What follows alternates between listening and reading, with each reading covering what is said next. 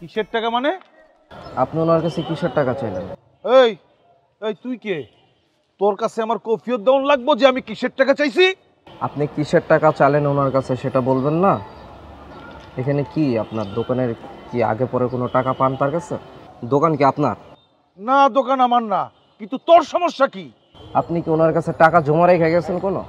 চান্দা নিতে আইছি, চান্দা। আর কিছু কবি? এখানে তো চান্দা চলবে না ভাইয়া। চলবো না মানে? চান্দা আমগোর অধিকার, আমরা নিমু। আমিও তো কইলাম চান্দা নেওয়া বন্ধ।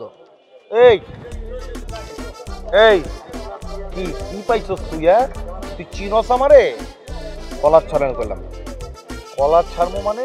ভালো হইব না বিষয়টা, কলারটা ছাড়া দেন ভাইয়া। মাইরা নদীতে তোর লাশ আমি ভাসায় দিমু। বাসায় দিবেন না? একদম নদীতে লাশ। টাকা সুদ করো ধর।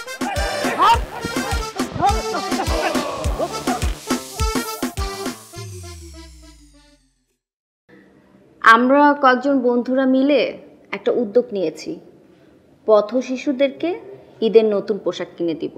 তো আমাদের যে কলিগরা আছে, ফ্রেন্ডসরা আছে, ওদের থেকে আমরা প্রায় 23,000-এর মতন কালেকশন করে ফেলেছি। আমি 1,000 দিব, তুই যদি 1,000 টাকা দিস তাহলে একটা রাউন্ড ফিগার হয়ে যাবে।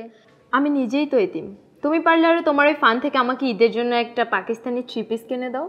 সরি, এটা শুধুমাত্র 10 বছরের বাচ্চাদের জন্য প্রযোজ্য, ওদেরকে ড্রেস দেওয়া হচ্ছে।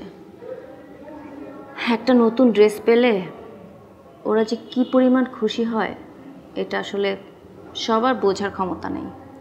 বুঝবো না কেন? আমার বাবা মারা গেছে আজ 7 বছর, তখন আমি এসএসসি ক্যান্ডিডেট।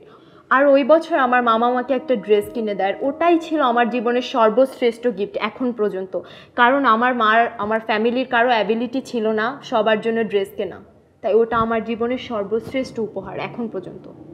যাদের বাবা আছে তারা এটা বুঝবে না, যাদের বাবা নেই তারাই এটা ফিল করতে পারবে। ঠিক আছে, তুই দিতে না চাইলে বাদ দে।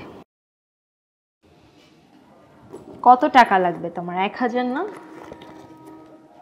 নাও, তোমাদের সাথে নাও, আমিও পার্টিসিপেট করলাম এই ফান্ডে।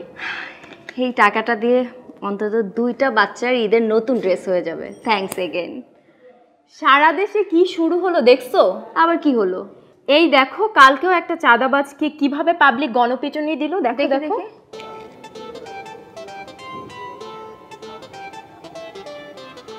কি দেখলা?